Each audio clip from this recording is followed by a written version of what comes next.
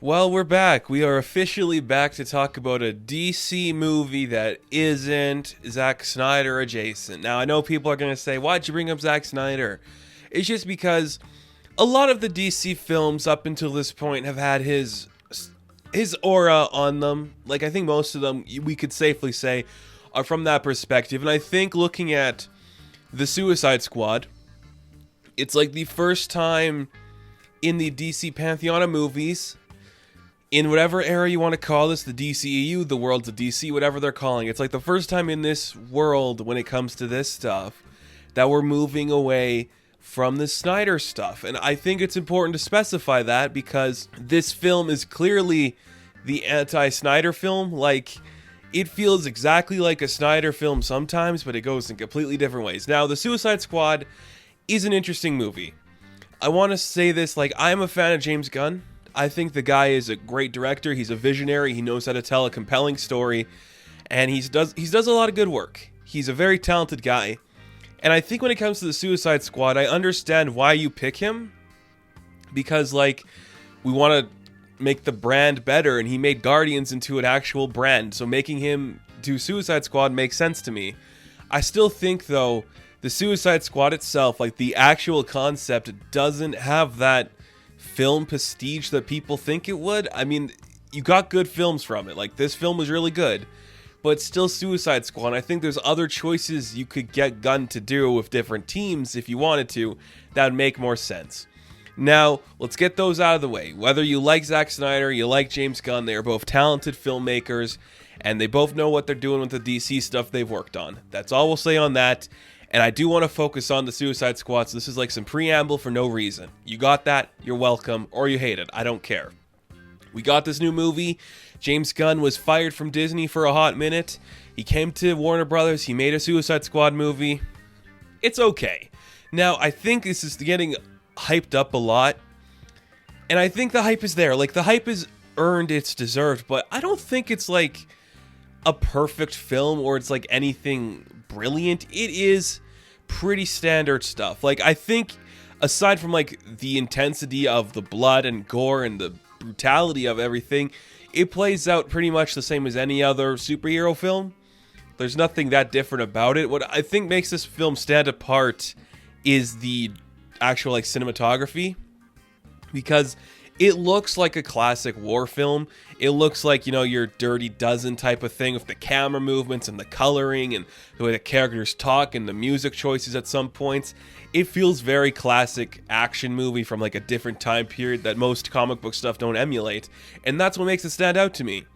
But as far as the story goes, it's pretty similar to the first Suicide Squad movie, I honestly think, and to a lot of stuff we've seen before it. Like, we're getting the group together. Whatever reasons, a Nick Fury and Amanda Waller is bringing our group together to fight a big threat that can't be stopped in a foreign country. Like, this is not breaking the mold, but I don't think it needs to break the mold. It's the Suicide Squad. It's literally just, let's get a bunch of colorful characters together and push them into this thing. That's all we needed to do. That's what we're doing here.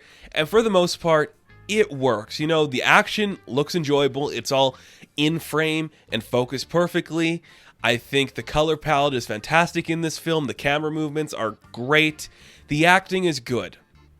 I think my biggest problem with this film, which is something I knew was going to happen just because you have a lot of characters, and James is pretty good at balancing characters, but he sometimes isn't the best.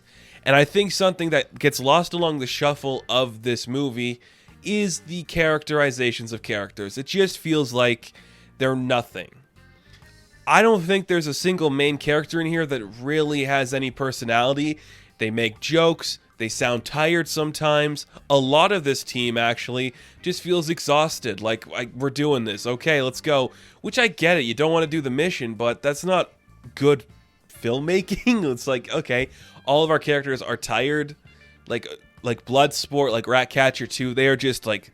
Ratcatcher 2 is just like literally sleepy throughout the entire thing. And Bloodsport's just like, I'm falling asleep. This is boring. I don't want to do this. Let's just get it over with.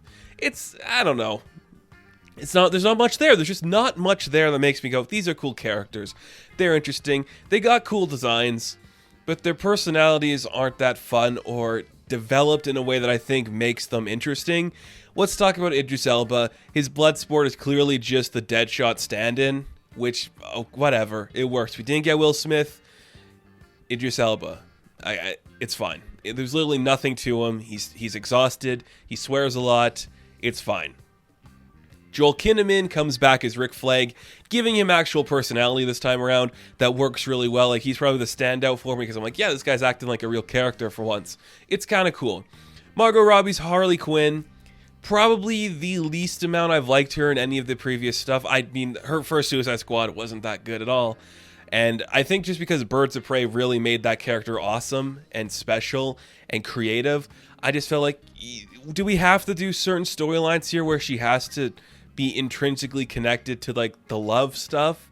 It just feels like that backtracking of the character from the to the first Suicide Squad movie, I should say, where it's like we're sexualizing her in a different way, and I don't think after Birds of Prey that's the direction we should have went.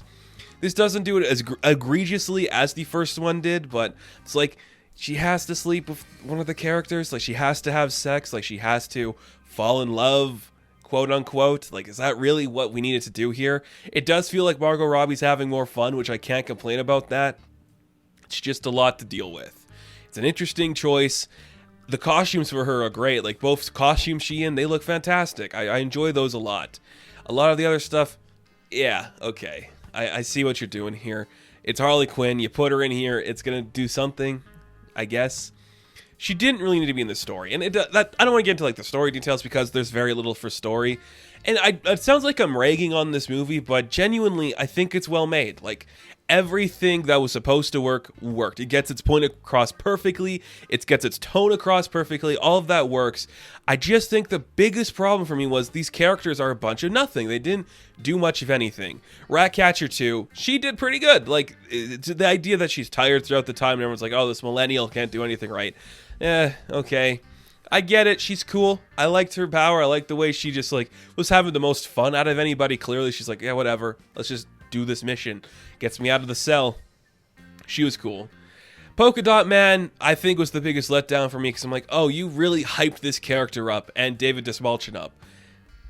Didn't do anything. Literally did nothing, and his character became a nuisance and just had nothing really working for him. Whatever.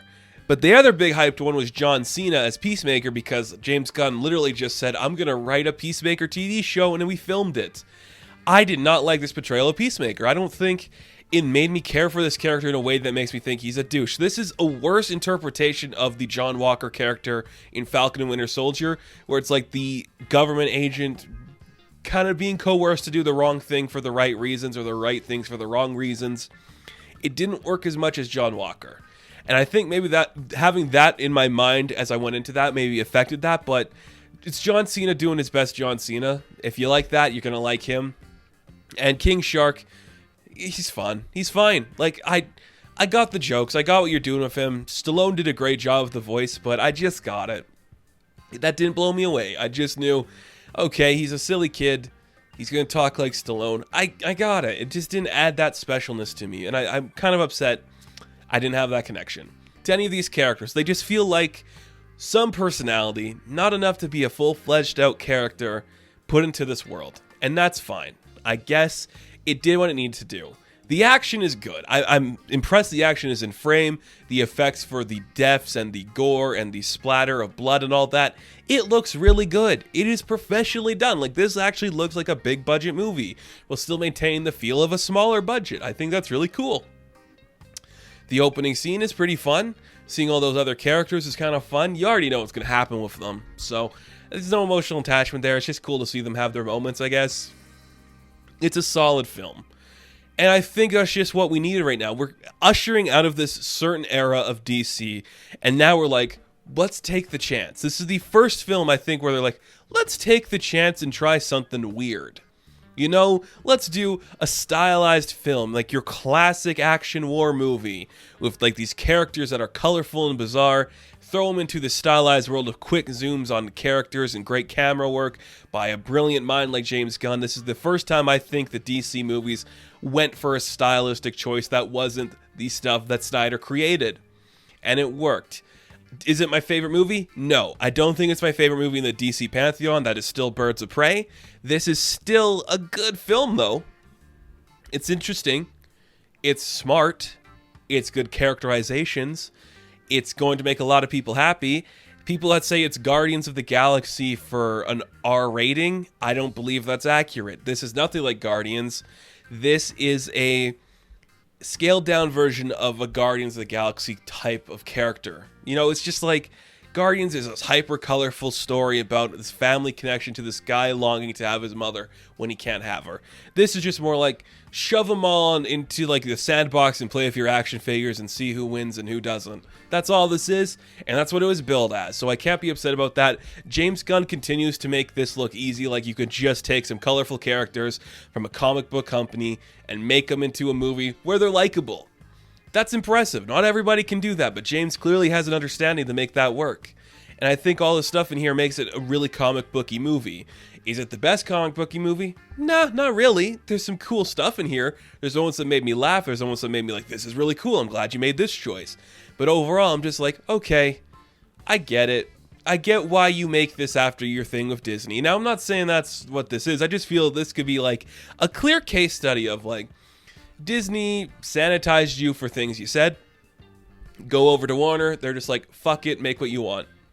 Go crazy. Hardcore action and blood. Go crazy. Do whatever you want.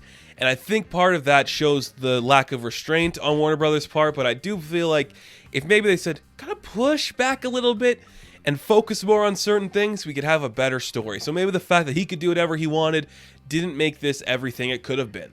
Maybe.